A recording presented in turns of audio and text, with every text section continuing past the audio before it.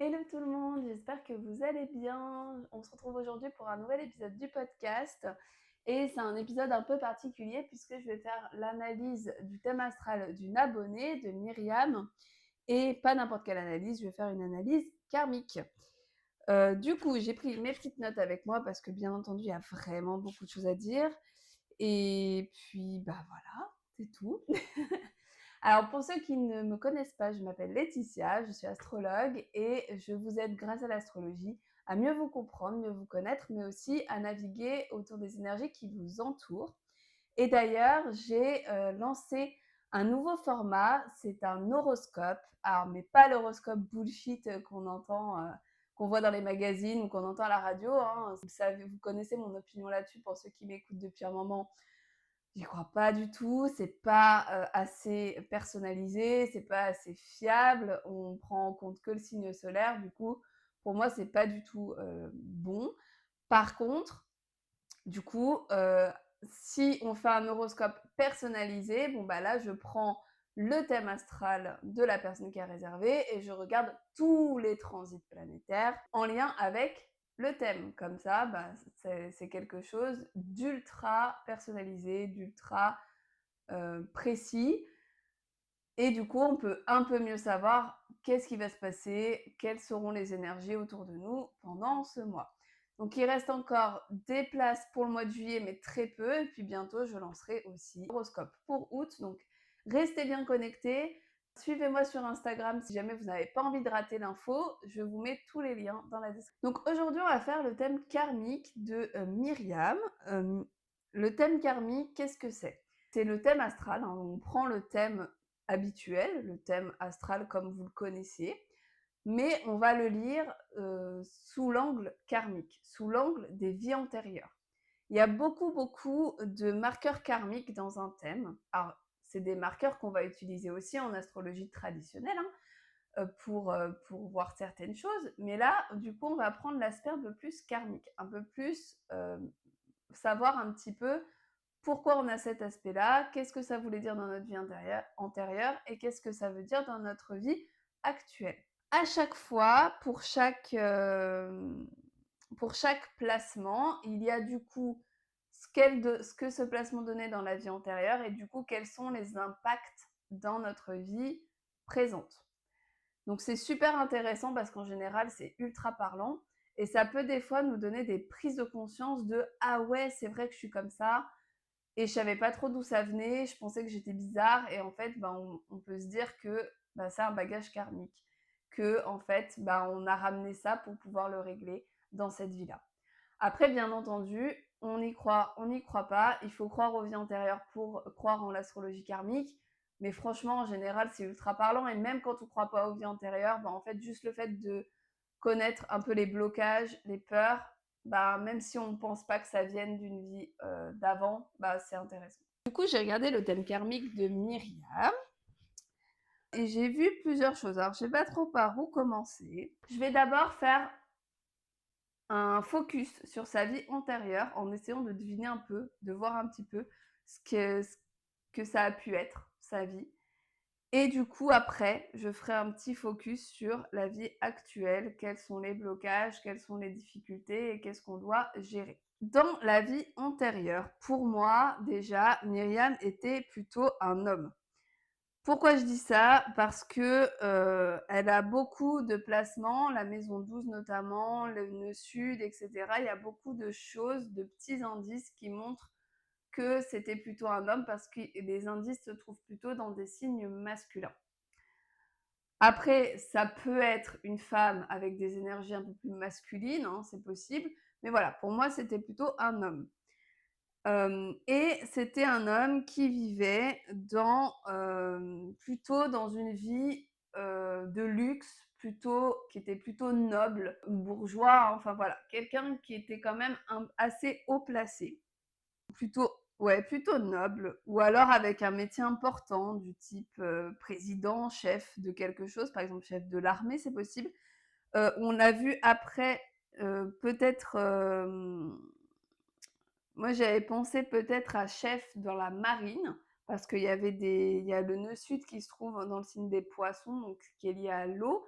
Donc ça peut être par exemple, chef dans la marine, pourquoi pas? Ou en tout cas avec un truc en rapport avec l'eau, la mer, ou alors juste des métiers, type, président, chef de quelque chose, premier ministre, voilà. Quelque chose d'haut placé puisque, sa maison 12 est en Lyon. En tout cas, il y avait pas spécialement de soucis d'argent, hein. On était plutôt dans une famille aisée. Et avec un statut social important puisque le maître de sa maison 12, le soleil du coup, est dans la maison 9. Donc la maison 9, c'est quand même un statut social assez élevé. Et il y avait un gros besoin dans cette vie-là de reconnaissance, un problème de reconnaissance, peut-être un problème d'ego aussi, mais également une liberté qui peut être difficile. C'est pour ça que moi je partais plus sur le côté noble parce qu'il y avait quand même ce côté un peu, je peux pas faire ce que je veux, je peux pas être qui je veux et je suis obligée un peu de suivre les convenances, de suivre ce qu'on me dit de faire et c'est un peu compliqué. D'ailleurs, il y a de gros soucis avec Saturne dans le thème astral et du coup, les problèmes de Saturne, c'est des soucis avec le père, mais aussi des problèmes d'autorité, du fait de devoir être trop responsable et de pas pouvoir faire ce qu'on a envie. Donc il y a vraiment ce côté-là. Il y a beaucoup de choses aussi au niveau des sentiments. Dans la vie antérieure, il y a peut-être un souci avec les émotions, un problème à exprimer ses sentiments, ses émotions, être plutôt plus dans le mental, pas dans ce qu'on ressent. D'ailleurs, elle a pu dans sa vie antérieure avoir un comportement un peu, alors j'irai pas jusqu'à dire violent, mais à s'emporter facilement parce que justement il y a une difficulté à gérer les émotions, donc ça peut être un peu compliqué. Il y a pas mal de marqueurs d'abandon dans son thème également. Alors ça peut être soit qu'elle a été abandonnée dans sa vie antérieure par ses parents, parce qu'il y a oui, par ses parents, parce qu'en plus il y a des soucis avec le père, donc pourquoi pas. Ou comme, Neptune, c'est Neptune qui nous parle d'abandon, comme Neptune est en lien en quinconce. Quinconce, c'est un aspect un peu moins important que les autres aspects dont on parle souvent, mais c'est un aspect plus caché et du coup, c'est quinconce à Mercure. Mercure représente les enfants, donc je me demande s'il n'y a pas eu, dans sa vie antérieure, toujours, hein, un abandon d'enfant. Peut-être juste ne pas. Alors, abandon, ça peut être un grand mot, hein. C'est pas forcément qu'elle l'a abandonné devant un orphelinat, hein, je dis pas ça. Mais peut-être juste le fait de ne pas s'en être assez occupé parce qu'on était occupé à autre chose, à son métier par exemple. Donc peut-être un abandon à ce niveau-là. Il peut y avoir aussi dans sa vie antérieure un mauvais usage du pouvoir. Donc peut-être qu'elle a eu un statut social assez élevé, mais qu'elle l'a utilisé pour pouvoir prendre le pouvoir sur les autres et que du coup c'était un petit peu compliqué. Et elle avait peut-être tendance également à se couper de ses proches, de sa vie affective. Alors tout ça, je le vois avec Pluton qui est en rétrogradation dans son thème. Donc possiblement se couper de ses proches, de sa vie affective et pourquoi pas s'approprier donc du pouvoir et des biens grâce au statut social. Alors, ce qu'on retrouve aussi pas mal dans son thème, c'est une volonté de sauver les autres. Enfin, il y a beaucoup de liens avec Neptune et les poissons dans son thème. Et ça peut vouloir dire plein de choses. Ça peut vouloir dire une négation de soi. Donc ça peut être en lien avec justement le fait d'avoir un statut élevé, de ne pas pouvoir être soi-même. Donc ça revient, ça. Mais ça peut aussi avoir comme signification, alors déjà d'avoir beaucoup de culpabilité, peut-être que justement le fait d'avoir un métier haut placé, de ne pas trop s'occuper de sa famille engendre de la culpabilité chez Myriam dans sa vie antérieure, attention. Et ça peut aussi engendrer une volonté, un peu un syndrome du sauveur, tous ces placements en poisson et les placements de Neptune. Donc peut-être une volonté de sauver un petit peu tout le monde. À voir. En tout cas, dans sa vie antérieure, elle a eu tendance à beaucoup avoir besoin de répondre aux attentes des autres.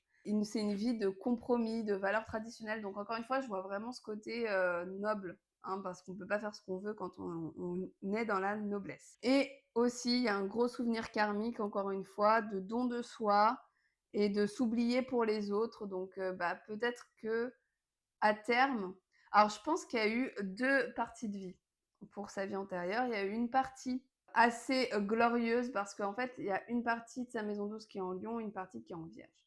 Je pense qu'il y a eu une partie un peu faste, un peu, je prends du pouvoir, je monte dans l'échelle sociale et cetera et je m'occupe de moi, moi, moi, je suis plus dans l'ego. Et la deuxième partie qui passe en Vierge, je pense que c'est un moment où elle s'est rendue compte qu'il fallait qu'elle s'occupe un peu plus des autres, mais du coup, elle a peut-être été dans l'extrême inverse et de devoir trop s'occuper des autres et du coup s'oublier un peu elle-même. Voilà, je pense qu'il y a eu ces 2 parties de vie et du coup, il y a une blessure à ce niveau-là, un souvenir karmique d'avoir trop donné de sa personne, de s'être un peu oubliée et il y a un souvenir karmique d'abandon également, donc à voir. Voilà pour la vie antérieure, donc je pense que c'était à peu près ça. Et maintenant, qu'est-ce que ça donne dans sa vie actuelle?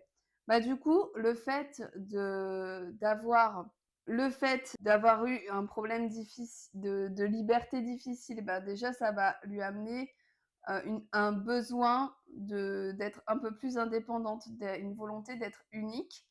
Mais à côté de ça, ça peut donner une blessure de rejet parce qu'en plus, Uranus est en quinconce à la Lune. Donc, il peut y avoir une grosse blessure de rejet chez Myriam. Beaucoup de doutes de soi, de besoin de validation. Ce qu'on retrouve beaucoup dans le thème, c'est un sentiment de culpabilité. Alors, ça a pu du coup se réactiver dans sa vie actuelle, notamment à cause de ses parents. Peut-être qu'elle avait des parents qui la culpabilisaient un peu trop. Et du coup, ça a pu, réactiver ça. Du coup, ça peut donner une enfance un petit peu difficile et tous ces rapports à Neptune, aux Poissons, ça peut donner une enfance un peu floue, comme si, on n'avait pas forcément de règles établies et on ne sait pas trop où sont les limites. Elle a pu avoir une impression aussi dans son enfance qu'on ne la comprenait pas, que voilà, qu'elle venait un peu d'une autre planète et que du coup les autres n'arrivaient pas à la comprendre. En plus de ça, elle a pu ramener avec elle ce syndrome du sauveur. Donc elle a pu, garder un petit peu ce truc de vouloir aider les autres à tout prix. Juste, je fais une petite digression, j'ai oublié de rajouter qu'il y a une grosse blessure parce qu'avec Chiron, pour sa vie antérieure qui est liée à la place sociale, le statut, la reconnaissance, donc ça rejoint un petit peu tout ce que j'avais dit avant. Voilà, digression terminée. Alors, ce qu'on retrouve aussi pas mal dans son thème actuel, c'est une difficulté à gérer ses émotions, à gérer ses sentiments et à avoir tendance à stresser facilement, à être en proie à l'anxiété. Il y a plusieurs marqueurs dans le thème, donc il faudra qu'elle nous dise si c'est le cas. Mais avec une tendance à imaginer des scénarios un petit peu négatifs. Il peut y avoir une préoccupation financière aussi, hein, des préoccupations liées à l'argent, pas mal. Une peur en fait de manquer, une insécurité, notamment matérielle. Alors du coup, on l'a dit, elle peut avoir son syndrome du sauveur encore dans cette vie-là. Et il va falloir maintenant qu'elle se reconnecte au service réel. Il va falloir qu'elle aide toujours les gens, qu'elle rende service, mais qu'elle fasse ça par bonté d'âme et pas par besoin de reconnaissance. Et surtout sans se sacrifier elle-même non plus. Donc il va falloir faire les choses de manière plus mesurée, et être un petit peu plus dans la sphère intellectuelle et mentale et un peu moins dans je réagis via mes émotions. Donc, ce qui peut beaucoup l'aider, notamment, c'est d'aller dans un métier de service, d'apprendre à gérer tout ce qu'elle donne d'elle-même, le don de soi. Il va vraiment falloir aller vers le service, que ce soit, alors il y a la lune, c'est la lune noire qui nous dit ça. La lune noire, il y a un gros souci. Alors, la lune noire est en Vierge et en maison 12. De toute façon, je vous mets le thème, hein, si je ne vous l'ai pas dit avant, mais je vous ai mis le thème normalement ici. Du coup, la lune noire, elle est en Vierge en maison 12. Donc, il y a à la fois une grosse surcharge mentale, une peur de perdre le contrôle, un sentiment d'inutilité, avoir peur d'être inutile, avoir besoin du coup de rendre service pour prouver son utilité. En même temps, il y a une fuite de la réalité, une tendance à être dans le sacrifice. Et tout ça, eh ben, ça peut être réglé en allant vers un métier de service pour apprendre à gérer tout ça justement. Ensuite, en termes de blessures, Chiron nous parle de blessures par rapport au fait de ne pas réussir à assumer ses désirs correctement et à posséder des choses. On l'a vu, il y avait un problème au niveau de l'argent. Il peut y avoir une insécurité et du coup une difficulté à posséder, à avoir des choses matérielles. Néanmoins, le projet avec Chiron dans la maison 9, c'est le projet de s'enrichir via des études ou alors via la spiritualité. Donc, le fait, par exemple, d'être spirituel, d'aller dans un métier de service par rapport, par exemple, thérapeute, on peut s'enrichir grâce à ça. Donc, en gros, là, dans la vie actuelle, elle va devoir essayer de s'affirmer un petit peu plus, exister dans sa personnalité, ne pas avoir peur de s'affirmer, d'affirmer ses désirs, de montrer qui elle est. En même temps, elle ne doit pas culpabiliser parce que elle va avoir de la culpabilisation dans sa vie, une tendance à la culpabilité, mais il va falloir sortir de ça.